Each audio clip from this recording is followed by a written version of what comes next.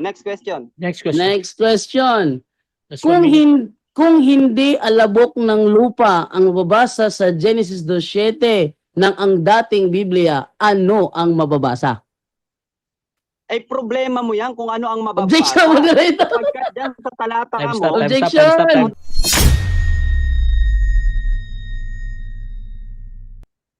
Hello bro. Dinig ko bro. Patutunayan ko na may mali ang Quran. So yun yung topic natin mga kapatid. So bibigyan ko ng 10 minuto sa unang pagpapahayag si Brother Jando. Kung meron siya presentation, he can prepare. Time start now bro, pag magsalita ka. Okay, magandang gabi po sa inyong lahat, mga puntos. At sa pagkakataong ito, matagal na po na binan po sa aming programa yung pagkipagtalakayan sa Muslim. Pero I hope sana si Brother Ahmad Omer ay hindi kasing aggressive ng mga nauna natin nakatalakayan dito. Okay? At sana ang talakayan ito is hanggang talakayan lang, hindi mapunta sa personalan, hindi mapunta sa kung ano-ano man lang mapupuntahan na hindi maganda, hindi spiritual. Manatili sana yung yung kapayapaan sa pagitan ng Katoliko at saka ng Islam. Okay? Actually, ang temang ito ay kagustuhan ito ni Domer. Siya yung mismo sa akin, pumili sa akin. Sabi niya na patunayan ko raw na merong mali ang Quran. So sabihin, ilalabas ko lang yung mga sa tingin ko ay mali, no? At kukontrahin niya yung sinasabing mali. Okay? So, unang-una, kung babasahin po natin yung sa Genesis 2:7, ang sabi po sa aming Biblia ay ganito, no? Pagkatapos, ginawa ng Panginoong Yahweh ang tao mula sa alabok. Hiningahan niya sa ilong at nagkaroon ito ng buhay.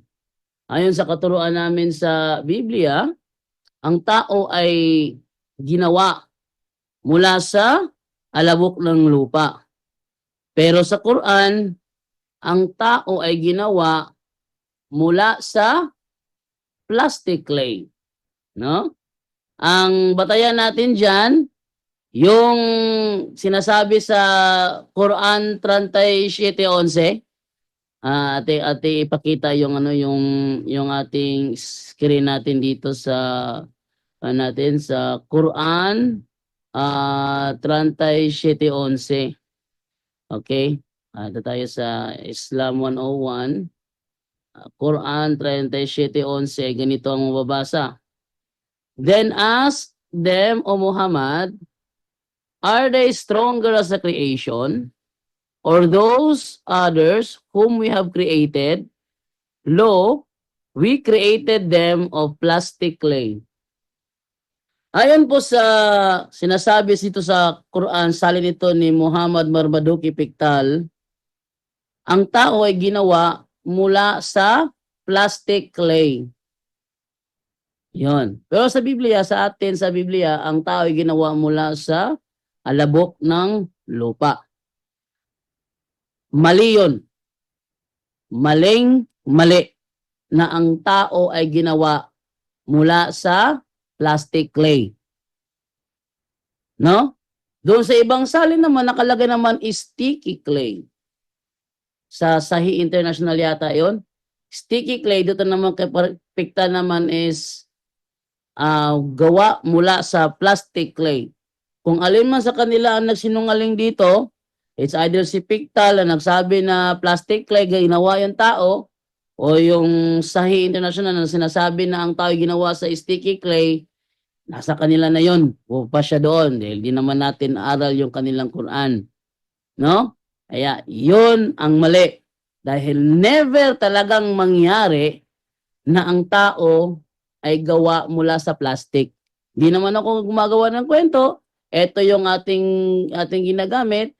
Ito ay salin ni Muhammad Marmaduke Pickthall sa 37:11. Ang tao ay gawa, we created them of plastic clay. Kung mali ang salin na yan, hindi ko yung problema. No?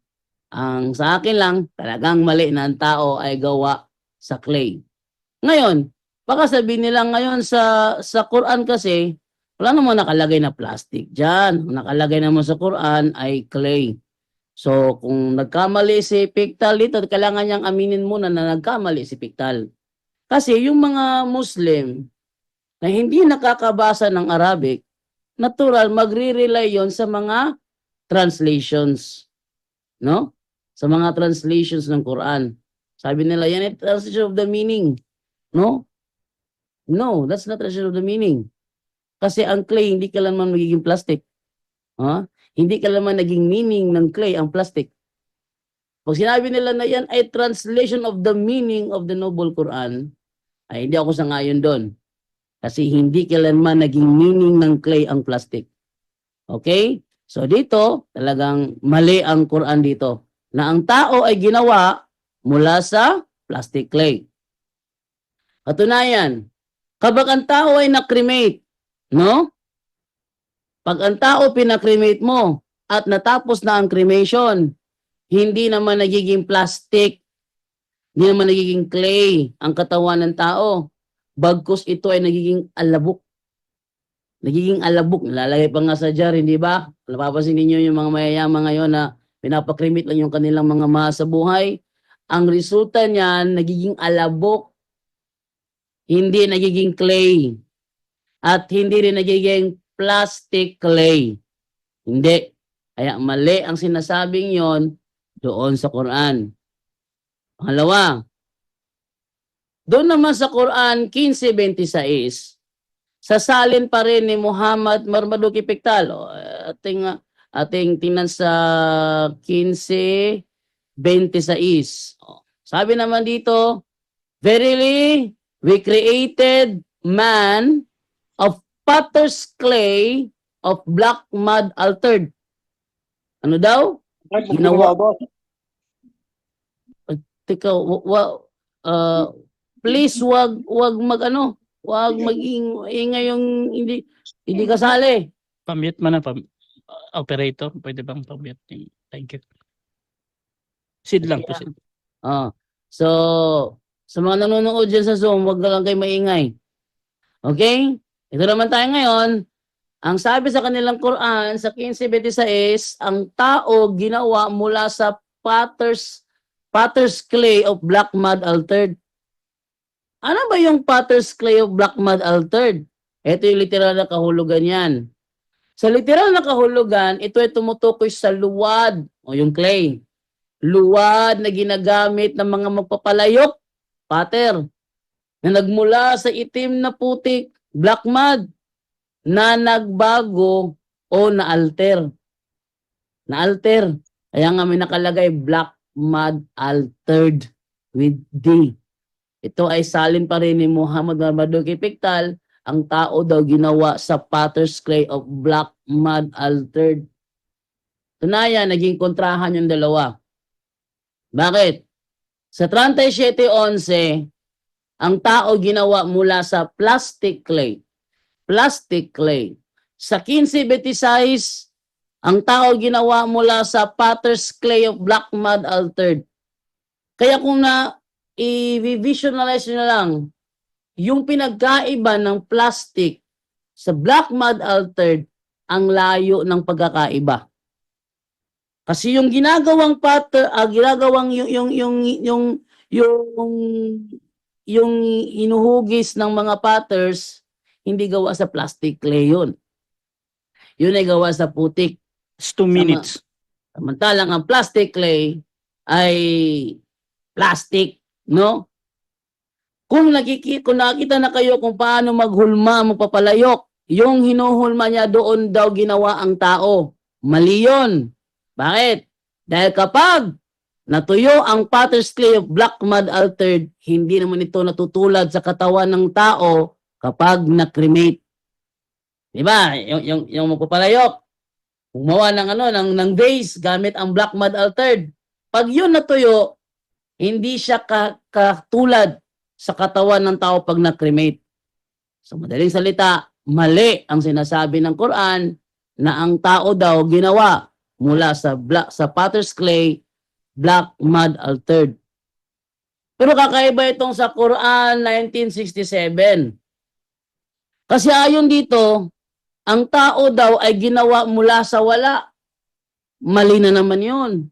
Unang-una, kinontra niyan 2 talata ng Quran. Sabi sa isa, ang tao ginawa sa plastic clay, tapos ang tao ginawa sa black mud, potter's clay, black mud altered. Ito namang isa, ginawa mula sa wala. Magkakontra, magkakaiba. No? Alangan namang iba-ibang tao ito. Sa ating katuruan siguro, si Adam na siguro ang unang ginawa. No, si Adam sa kanila. Ngayon, isang tanyag na atheist na si Charles Dawson ay pinagtawanan ng mga estudyante sa kanyang talumpati kung saan sinasabi niya na everything comes from nothing. Bakit pinagtawanan siya? Sa talatang ito ng Quran, ganun din na sinasabi na ang tao daw ay ginawa mula sa wala. Gayong salungat ito sa 2 sura na ginamit ko kanina. Time. Okay. Okay, so dyan nagtatapos ang unang pahayag ng ating affirmative. Brother John Doe ng Roman Catholic Church. At dito tayo mga kapatid sa ating unang pagtatanong ng negative sa affirmative. Brother Ahmad, 7 minutes para sa iyo, bro. Your time start now. Okay, so unang tanong ko dyan, Do. Sinabi mong mali yung pahayag ng Quran. Masusuportahan mo ba? Okay? Masusuportahan mo ba ng scholar? Meron ka bang scholar na maibibigay na nagsasabing itong kapahayagan ng Quran specifically dun sa mga binanggit mong talata ay mali? Meron ka bang maipapakita o wala? Categorical, Mr. Moderator. Okay. Wala akong may papakitang scholar dahil talagang malaki ang pinagkaiba ng tao ginawa sa plastic clay. Dahil never talagang mangyari na ang tao ay gawin ng Diyos mula sa plastic clay. Next question. Next question. Okay, next question. Kung wala kang maipapakitang scholar, nangangahulugan na yung pagsabi mo ng mali ay sarili mong pantaha o sarili mong pagkaunawa? Inaamin mo ba o hindi? Hindi ko inaamin. Dahil wala pa akong nakitang tao nang i-cremate naging plastic. Next question. Okay, next question. Ginamit mo yung Genesis para ikumpara sa Quran. Meron ka bang scientific backup or scientific study na yung tao na pagkakagawa sa alabok ay talagang scientific? Meron o wala? Okay, wala akong may pakitang scholar. Pero nakikita naman ng ating mga pisikal na mata na kapag ang tao ay na-cremate, talagang nagiging alabok, hindi nagiging plastic. Kaya mali ang sinasabi ng Quran na ang tao ay gawa mula sa plastic clay. Next question. Next question. So, ibig sabihin, wala ka ring patunay na totoo, wala ka ring patunay mula sa mga scholar, mula sa mga scientists, scientific proof na ang sinasabi sa Biblia na ang tao ay gawa sa dust. Inaamin mo ba na wala kang patunay mula sa scientific na ang tao ay gawa sa alabok? Meron akong patunay. At ang patunay ko, yung mismong nakikita natin pagkatapos i-cremate ang tao. Mr. Moderator. Time stop po na. Anong objection natin? Negative. Ang tinatanong ko is scientific proven. Scientific study na ang tao Objection, ay moderator. gawa Okay, sige lang. talaga sa dust. Okay, so scientific proven. Objection, Tinanong mo, bro. moderator. Wait lang ha. Dinidiinan ng ating negative. Affirmative, anong counter objection doon? Unang-una sa rules natin, sa first affirmative stand, pag hindi ko ginamit, hindi pwede itanong. Wala akong ginagamit na scholar mula pa kanina. Sa aking pagtalumpati, wala akong ginamit na scholar. Pangalawa, ang style ng kanyang pagtatanong, ang tawag dyan, fallacy of false dilemma. Nililimitahan lang niya. Wala akong ginamit na scholar nang ako'y nagpakayag. Kaya hindi pwede, tanungin niya ako ng puro scholar, wala akong Okay, ginamit okay. na scholar. Kung ano yung pahayag ko, doon siya dapat magtanong. Okay, so gusto ko lang i-confirm yung unang concern patungkol para mapadali tayo. Yung sinasabi ni John Do na hindi ko pa nilatag yan, yung mga scholar na yan. Next question. So ipapa-next question natin to, bro. Mr. Moderator, Wait lang, ginamit niya wait lang. kasi na ang tao. Wait lang, bro. Ah, Wait lang, bro. Si John Do muna to. Ah, Ipapan, gusto ko lang i-confirm kung ah, ginagamit ba ni John Do yung karapatan niya dito gagamitin ko. sa okay. So, bro Ahmad, ganito bro, either nagsasabi ng totoo si Brother Jando or hindi na nilatag niya yan. Basta sinabi niya hindi niya nilatag. Sa moderator, automatic next question yan ayon sa ating rules. So proceed ka bro, Okay. time resume bro. Next question, Brother Jando. Mm. Ginamit mo ba ang talata sa Biblia na ang tao ay gawa sa dust? Ginamit mo o hindi mo ginamit? Yes, ginamit ko ang Genesis 2:7 na ang tao ay ginawa mula sa alabok ng lupa. Pero wala akong binabanggit na pinatutunayan na niya ng scholar. Bakit? Dahil sa physical pa lang, pag nagpa-cremate ka, resulta alabok talaga, hindi plastic. Kaya mali ang sinasabi ng Quran na ang tao ay Next gawa question. mula sa plastic. Next question. Next question, Mr. Moderator. Inamin niya, ginamit niya ang 2:7 ng Genesis. Ngayon, dahil sinabi mo na ang tao ayon sa Biblia ay gawa sa dust, Mr. Moderator, I think pasok ang tanong ko. Saan ang patunay mo mula sa pag-aaral ng mga scientists na talagang ang tao Objection, ay gawa sa moderator. dust? Okay, time stop muna. Objection ng ating affirmative, ano yan? Nagtanong na naman siya ulit sa scientist. Ang sabi ko, Counter ang objection, Wait lang, Mr. wait lang, wait Moderator. lang. ang Sige, sabi ko, may counter naman, sige. Sige, ang affirmative. sabi ko, ang ebidensya ko, yung resulta mismo pag natapos na ang cremation. Pag natapos na ang cremation, nakikita talaga ng Okay, okay, lahat ng tao na alabok ang resulta, hindi plastic. Wala Okay, akong okay, okay. binabanggit na scientist. Wait lang bro. Sige. Mm. So ganito kasi, nagpapaliwanag ka na Brother Jando doon sa tinatanong niya. Pero punta muna tayo sa kay Ahmad ha doon sa counter objection. Bro, Ahmad, proceed ka bro. Ang counter objection ko kasi, Mr. Moderator, ginamit niya yung 2:7 ng Genesis, which is ang tao gawa sa alabok. Mm. Ngayon, gusto kong mag-back upan niya sa tanong ko, kailangan syempre hindi yung hearsay lang. Nasa Okay. debate kami, kaya tinatanong ko siya, he is under my cross-examination. Okay. Nagtatanong ako kung nasaan ang patunay patungkol doon. Okay. So ganito, magde-decide muna ako. Actually, ang hinahanap mo bro, yung patunay nga. At si Brother Jando nag-object pero I think nagpapaliwanag niya siya doon sa kanyang sagot ba.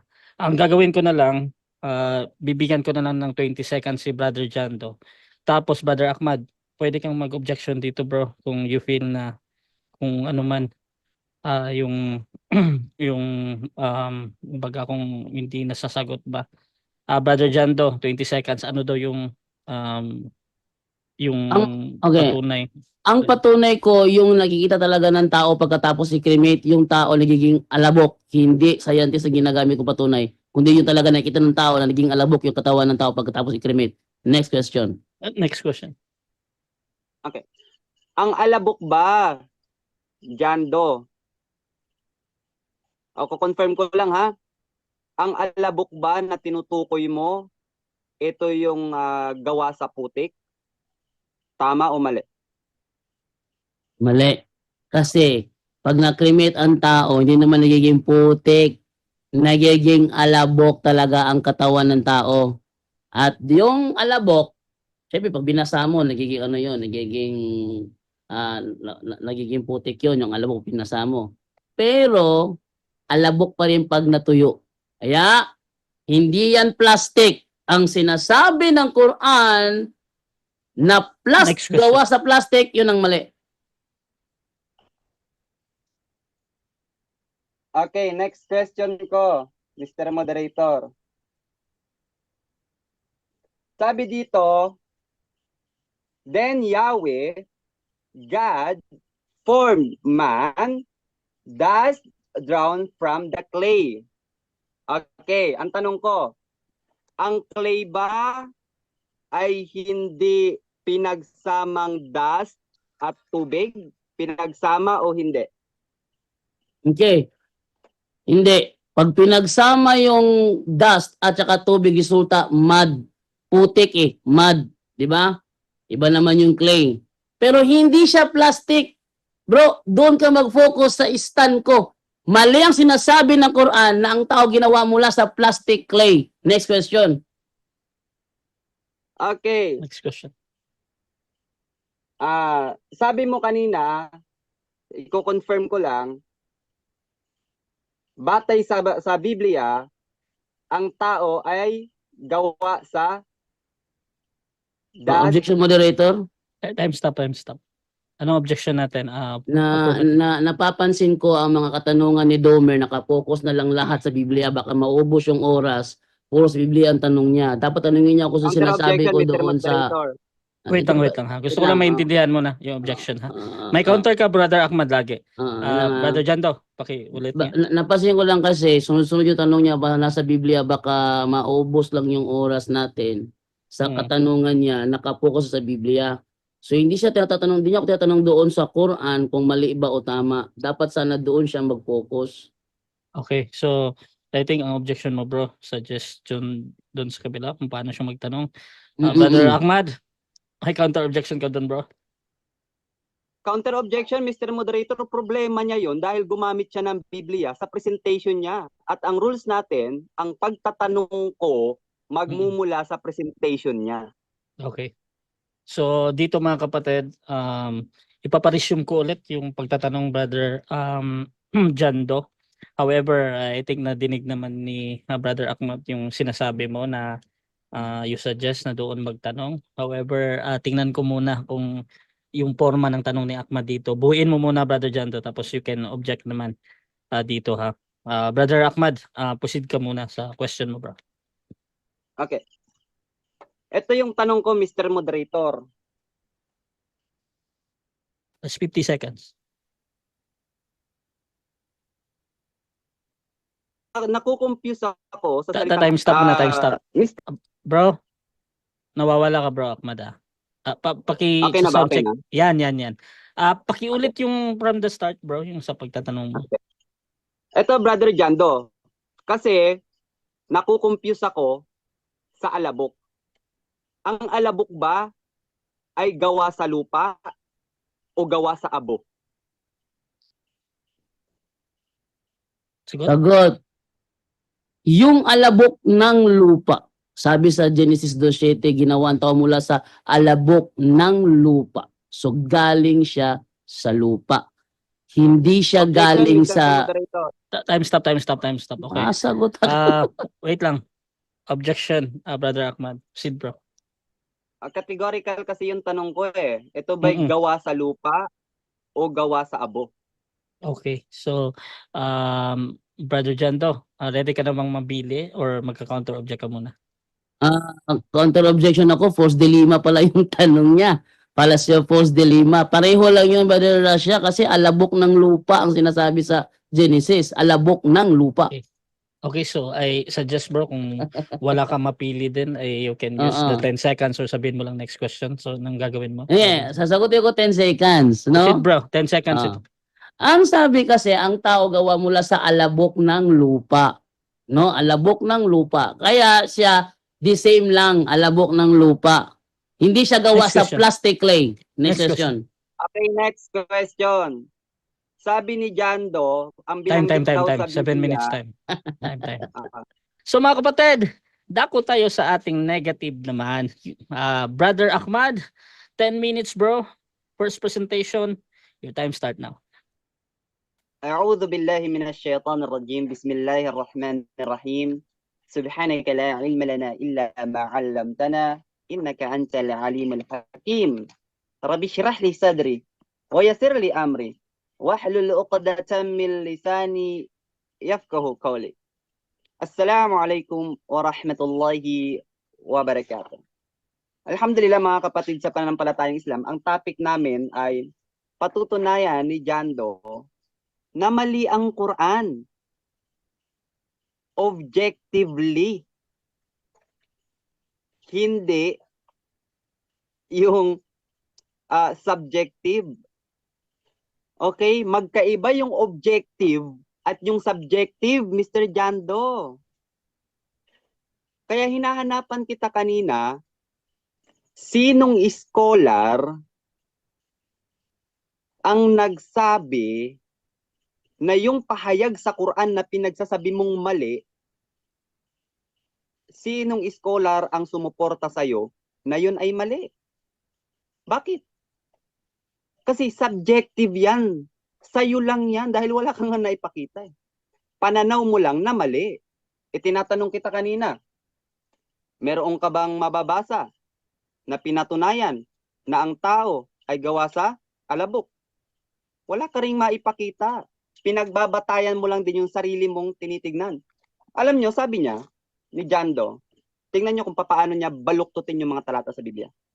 Sabi ni Jando, alabok ng lupa. Teka lang, Jando. Sa Genesis chapter 2, verse 7, wala tayong mababasang alabok ng lupa. Ito ang sabi dito, nilikha ng Diyos ang tao mula sa alabok ng lupa ba? Hindi. Walang karugtong dito na alabok ng lupa, Mr. Jando. Ewan ko lang kung paano mo binabaluktot, pinagtatagpi-tagpi, yung mga talata. Ang sabi dito, nilikha ng Diyos ang tao mula sa alabok, hiningahan sa ilong, at nagkaroon ng buhay. Nasaan doon ang salitang lupa? Nasaan doon ang salitang lupa?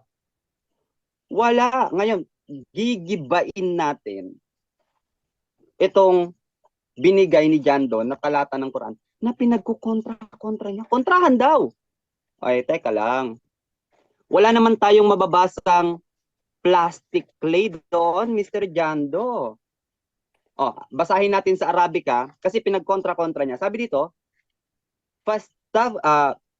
fastaftihim ahum asyaddu khalqan amman khalqana inna khalaqnahum min tin. Kayo, sabi ng Allah, yung tao, katotohanan ay linikha kayo mula sa tin. Ano ba yung tin? Clay. Ngayon, kung gagamitin mong batayan ang Biblia para sabihing mali ang Quran, yung salitang clay dito, binanggit din. Sa Genesis chapter 2, verse 7, okay, ang sabi dito, then Yahweh, God formed man thus drawn from the clay. Ang ibig pong sabihin ng plain, okay? Sa 37 verse 11 ang ginamit doon plain. At paunahan ko na kayo, mali ang sinasabi ni Jando na yung mga Muslim na hindi nakakabasa ng Arabic ay nagre-rely daw sa translation. No. Dahil ang mga Muslim na hindi nakakaintindi, hindi nakakabasa ng Arabic, nagre-rely sa tafsir. Magkaiba Jando, ang tarjum'a, ipapaliwanag ko sa iyo yung ginamit ni Jando kanina ay tarjum'a at hindi tafsir. Ang tafsir, ito yung pagpapaliwanag ng Quran, Mr. Jando. Sa tafsir at maging sa Quran, hindi na natin gamitin ang tafsir, mismong sa Quran na Arabic. Okay. Ang binanggit sa mismong Quran ay plain. Plain. Ibig sabihin ay ito yung clay, no? Ito yung clay. Ngayon, sabi niya kanina dito sa chapter 15 verse 26 ay ano daw? Black? Okay.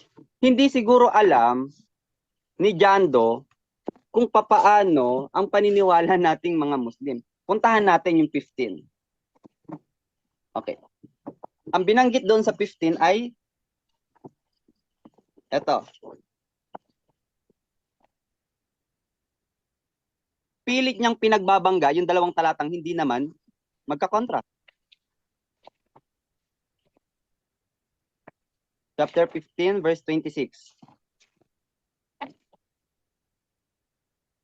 Okay. Ang sabi dito, okay, wala kada khalaqanal insana min salsalin min hamaim masnun. Tignan nyo ang kasinungalingan ni Jando.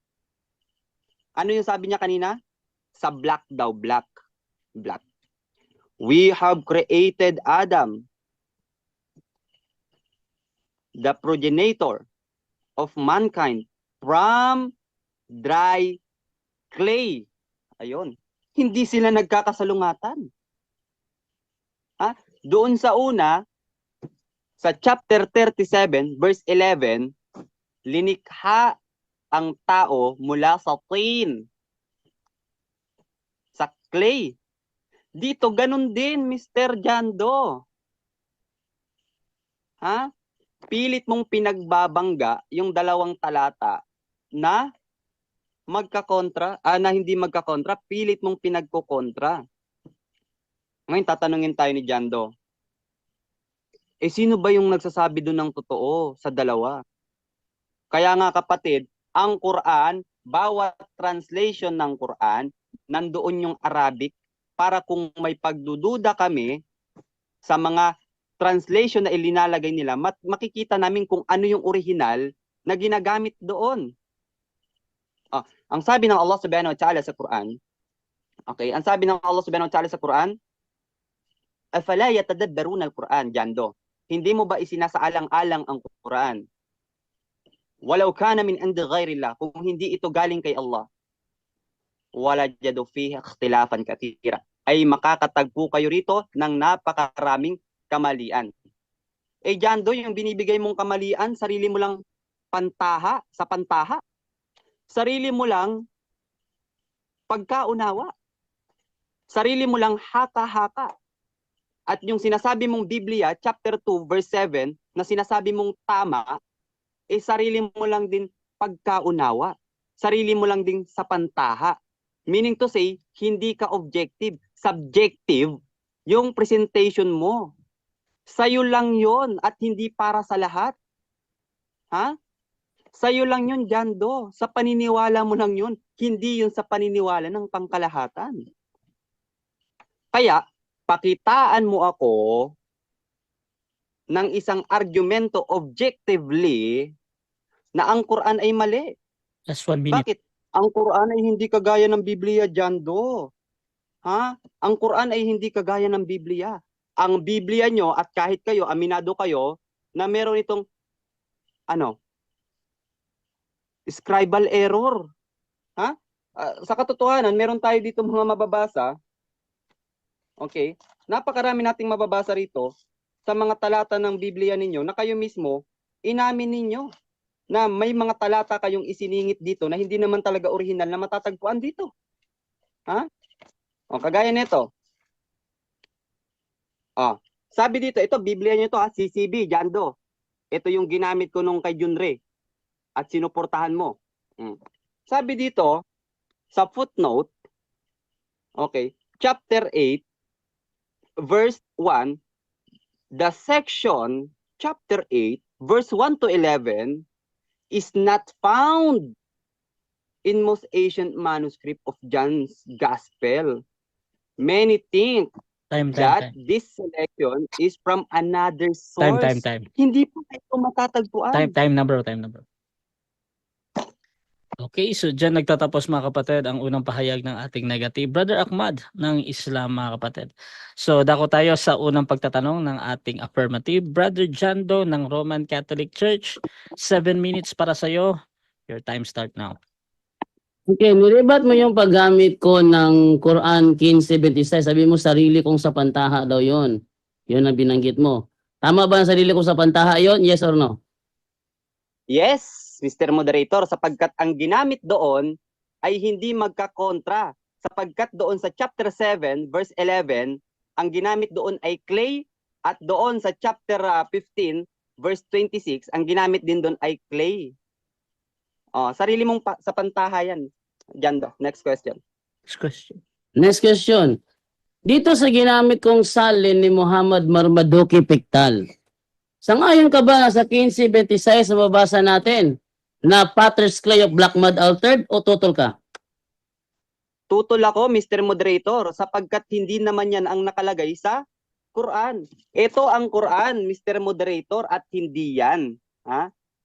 Yan ay kung papaano niya i-translate mula sa Arabic. Pero sa Arabic, ang ginamit dyan, sa chapter 15, ay plain, clay. Paano mo ipapaliwanag yan? Hindi Next mo question. naman, hindi ka nga Next question. nakakaintindi ng Arabic. Next Tapos question, sasabihin mo bro. mali. Next question, Objection, next objection. Objection. Time stop. Okay, objection. Objection na. Objection muna, bro. Ito yung sinasabi ko dati, ano? Mag-object muna ako, moderator, okay lang ba? Proceed lang. Kasi dati, before ko kinagat itong tema nito, sinabi ko sa kanya, baka hanapan mo ako palagi ng Arabic. Kasi hindi kami nakakabasa ng Arabic. Ito na nangyari ngayon, puro na siya Arabic ngayon. Ang akin lang dito, moderator, may ginagamit ako. So, wag niya akong paanohin na hindi to Quran to ginagamit ko, dito comics, Teka, Quran teka. to ginagamit ko. Okay. So, Counter objection, I Mr. think- Moderator. yes bro. Wait lang bro. So, I think nag-object ka doon sa line doon sa pag kanina, no? Brother Ahmad, proceed ko bro. Counter objection. Ang counter objection ko, yung sinabi niyang pinag-usapan namin, hindi kita pababasahin ng Arabic. Sabi ko, oo, hindi kita pababasahin ng Arabic kasi hindi ka naman marunong magbasa ng Arabic. Pangalawa, yung source na ginagamit niya, hindi yan Quran, tarjum'a yan. Okay. Magkaiba ang Quran at Okay. tarjum'a. Okay, Kaya so dapat bago mo kinagat yan, okay na, bro. pinag-aralan mo ang pagkakaiba ng dalawa. Okay. Ganito, kasi medyo nagpapaliwanag kayo during dito sa cross examination. Gusto ko lang dito ibalik natin sa question and answer, bro. Punta tayo kay Brother Jando muna. Proceed ka muna, bro. Okay. So, ulitin ko tanong ko ha. Sangayon ka ba na ang mababasa dito sa salin ni Muhammad Marmaduke Pictal, ang tao ay gawa mula sa Potter's Clay of Black Mud Altered? Sangayon ka ba na yan ang mababasa dito o tutol ka na yan ang mababasa dito? Tutol ako, Mr. Moderator, dahil hindi naman Quran ang binabasa niya, yan ay tarjum'a. Magkaiba ang tarjum'a sa Quran. Ha? Dapat pinag-aralan mo yan. Ang tarjum'a, ito'y kung papaano ito inintindi ng nagsalin. Samantalang ang Quran ay kung papaano ito ibinigay Next ni question. Allah. At ang Next question. Dahil tumutol ka na ang mababasa sa 15:26 ng Quran sa ginamit kong Muhammad Marmaduke Pictal ay hindi Black Mud Altered, ano ang nakasulat dito sa salin ni Muhammad Marmaduke Pictal sa Quran 15:26? plastic clay nga ang nakasulat dyan. Pero Objection tutol mo rin. nga ako dyan. Time stop. Okay, Ang anong objection natin? ang tanong ko 15:26. 15:26. Ko-confirm ko lang kasi sa pantaha daw eh. So, ko-confirm ko lang kung yung Okay, ginamit ko ba sa pantaha ko lang may binabasa ako. Confirm Okay, ko lang 'yun. Pag ano sa kanya. Okay, so nag-object ka, bro, sa pagsagot niya, no? Brother Ahmad, Okay, sasagot meron ako. kang counter objection Sasagot or ako, Mr. Moderator. okay, so ano mo muna natin, bro, ipabalik natin yung tanong, bro. Naka-time stop naman to, tapos mag-on lang kay Ahmad para ma-clear lang ulit. Brother Jando, pakiulit nga yung tanong mo, bro. Okay. Dahil tumutol ka na ang mababasa sa salin ni Muhammad Marmaduke Pictal ay Potter's Clay of Black Mud Altered. Ano ang nakasulat sa salin ni Marmaduke Pictal kung ito ay hindi Potter's Clay of Black Mud Altered? Proceed. Okay. Yung binabanggit niya doon sa chapter 15 verse 26 at saka doon sa 37 verse 11, ang ginamit doon, Mr. Moderator, ay parehas clay sa Arabic, plain. Hindi kontrahan yan, Mr. Moderator, pinagkokontra niya lang. Next question. Next question. Objection. Okay. Proceed sa objection mo na, ha? Hindi sinasagot ang tanong ko. Ang sabi niya kasi tutol siya nasa salin ni Muhammad Marmaduke Pictal sa 15:26. Ang mababasa dyan ay ang tao gawa sa Potter's Clay of Black Mud Altered. Tutol siya na yan daw.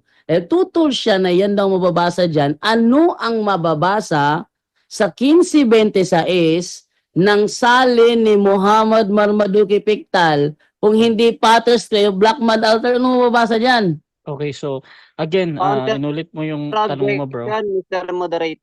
Yes, wait lang bro ha. Gusto ko lang ipaintindi. Yung objection ni Brother Jan do, nag-object ka. Nag-object siya dahil sa pagsagot mo kung paano ka sumagot dito ha. Brother Ahmad, proceed ka sa counter objection do.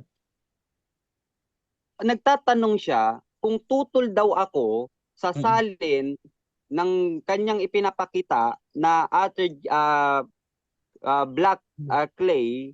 Kung tutol daw ako, ano daw ang salin doon? Binasa niya na yung salin doon sa talatang binigay niya. Ang tinututulan ko, hindi yun ang nakalagay sa Quran kasi yan ay tarjuma. Ang ginagamit niya ay tarjuma at hindi po Quran. Okay. At sa Quran, hindi yan ang nakalagay. Next Okay. question. Okay, so ganito mga kapatid ha. Brother Jando, yung pagsagot niya bro, again, hindi ako judge dito kung that is tama or mali. However, tinatanggap ko yun as a valid answer bro. So nasa audience naman yan kung titimbangin kung talagang nakasagot o hindi, no? So proceed ka muna, Brother Jando, sa next question. Bro. Next question, tanong ko sa kanya. Sabi niya kasi sa pantaha ko lang. So, ulitin ko, kung tutol ka na ang mababasa sa salin ni Pictal ay Potter's Clay o Black Mud Altered, ano ang nakasulat sa salin niya kung hindi ito Potter's Clay o Black Mud Altered? Okay, ito, sagot ko Mr. Moderator. Yung sinasabi kong sa pantaha niya na mali yung nakasulat o mali o salungatan yung nasa Quran, yun ang sa pantaha niya. Yung salin na ginamit niya, yes, nabasa niya dyan. At dahil nabasa niya yan, ang sabi niya, mali daw. Sa pantaha niya yun. Sarili niyang opinion yun. O, next question. Next question. Okay, sarili kong opinion at mali ako doon, sabi mo. Tanong, ulitin ko, itong sinasabi ni Muhammad Marmaduke Pictal na ang tao ay gawa sa Potter's Clay of Black Mud Altered, tama ba ito sinabi niya o mali? Okay. Kanina ko pa sinasagot, Mr. Moderator. Objection, Okay, moderator. na hindi yan ang Time nakalagay. stop. Okay. Objection natin, affirmative. Nahin natin yan. Categorical ang aking tanong. At ito ay for clarification lang sa sinasabi niya sa pantaha lang daw ako. So, categorical ang tanong ko, moderator. Pakisagot niya yung categorical bago siya mag-explain. Counter objection, Mr. Moderator. Okay, ang objection dito bro, yung sa tama or mali ha. Brother Ahmad, counter objection mo bro. Kanina ko pa yan sinagot, Mr. Moderator. Pang-apat niya na tanong yan. Na ganyan pa rin ang tanong niya. I think it is a circular argument. Kanina ko pa sinasagot yan. Okay. So ganito bro, sa rules ko kasi wala pa tayong rules doon sa paulit-ulit ng tanong ba kasi usually ginagamit din yan ng debater as a technique kung ano man yung gusto nila. However, dito tinatanggap ko yan as a valid question, yung tama or mali. Kung hindi ka makapili bro, mag-explain ka kung ano mang dahilan, pwede 10 seconds. At sasagot ako, Mr. Moderator. sige bro. So ano muna ang pinipili mo bro? Tama Sasagot ba daw o ako. mali? Pakiulit ng tanong. Okay, pakiulit mo na yung tanong. Okay, ulitin ko ang tanong ko. Itong Time stop itong sinasabi sa Quran 15:26, salin ni Muhammad Marmaduke Pictal na ang tao ay gawa sa Potter's Clay of Black Mud Altered. Tama ba ito o mali? Tama or mali? Okay. Mali po, Mr. Moderator. Okay? Sapagkat ang ginamit sa Quran, hindi sa tarjuma na ginagamit niya. Tarjuma yung ginagamit niya, hindi Quran. Ang topic namin Quran. Okay. Ang ginamit sa Quran ay tin, clay. Next question. Next question. Okay, next question. Dito naman tayo ngayon sa 37:11. Ayon dito kay Pictal, ang tao gawa sa plastic clay. Tama ba ito o mali? Okay, ulitin ko, mali, Mr. Moderator. Sapagkat sa Quran, wala tayong mababasang plastic clay. Ano bang Arabic ng plastic clay? Ang binanggit sa Quran, dyan sa 37 verse 11, plain clay. Next question. Next question. Next question. Tinutulam yung sagot ko kanina na kapag klinimate ang tao, nagiging alabok ng lupa. Sabi mo, walang mababasa sa Biblia alabok ng lupa. Tama ba yung sinabi mo o mali? Tama, Mr. Moderator. Dahil dito sa salin ng Biblia nila, wala tayong mababasang alabok ng lupa sa talatang ibinigay niya. Sabi niya kanina, ang binanggit sa chapter 2, verse 7, ay alabok ng lupa. Wala po, Mr. Moderator. Next question. Next question. Next question. Sa Genesis 2:7 ng ang dating Biblia 1905, sang-ayon ka ba na mababasa dito alabok ng lupa o tutol ka na naman ulit? Tutol din ako, Mr. Moderator, sapagkat ang hawak ko ring Biblia, Biblia din ha. Tingnan mo ha. Biblia niya, hawak niya Biblia. Hawak ko rin Biblia. Biblia din nila. Walang nakalagay dito na alabok ng lupa o saan ang totoo, yung Biblia ang hawak mo o itong Biblia ang hawak ko.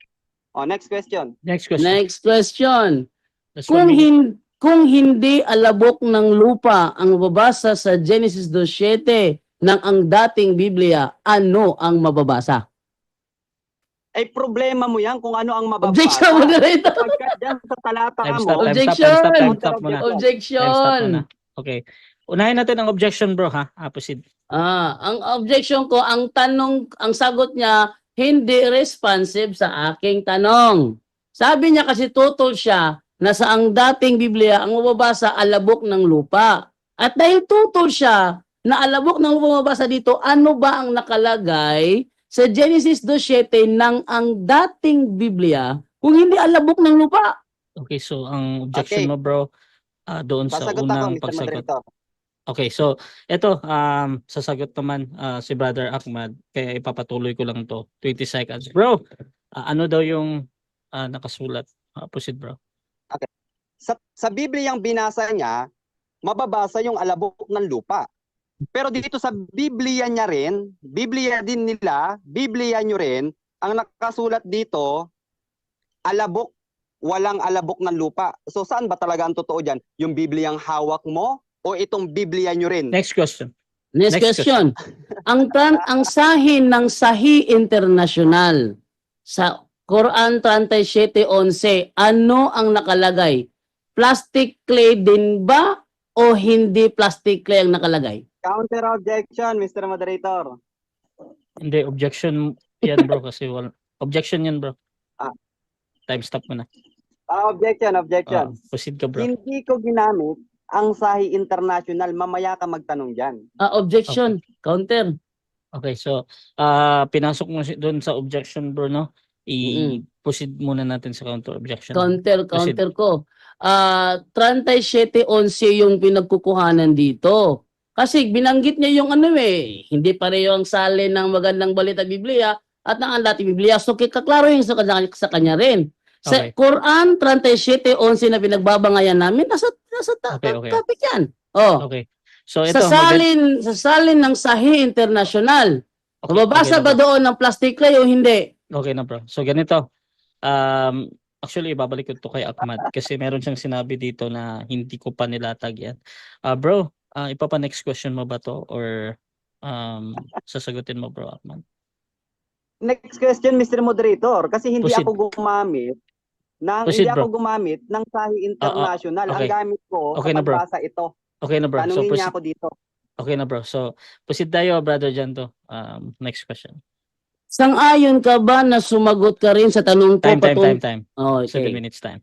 Okay, so dyan nagtatapos, mga kapatid, ang first stage ng ating debate, which is yung ating first presentation at first cross-examination.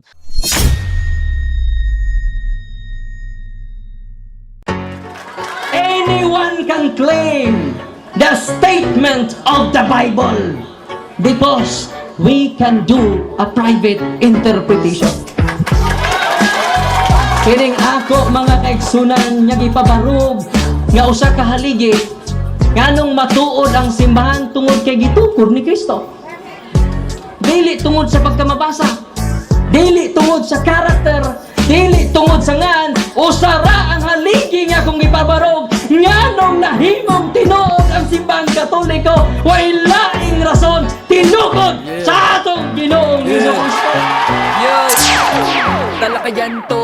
bara-bara, katotohanan lang walang palusot. Para sa mesa ng usapan di kami nag-aaway, puro talaka yan, hindi banggayan ng patay malisay. Aral hinahimay, parang beats na nire-replay. Truth ang target namin, hindi hype o display. Bawat teksto sinisilip, context yan di pwedeng ipinipilit. Doctrine na solid, hindi fake, hindi boses ng Diyos, di namin gustong i-credit.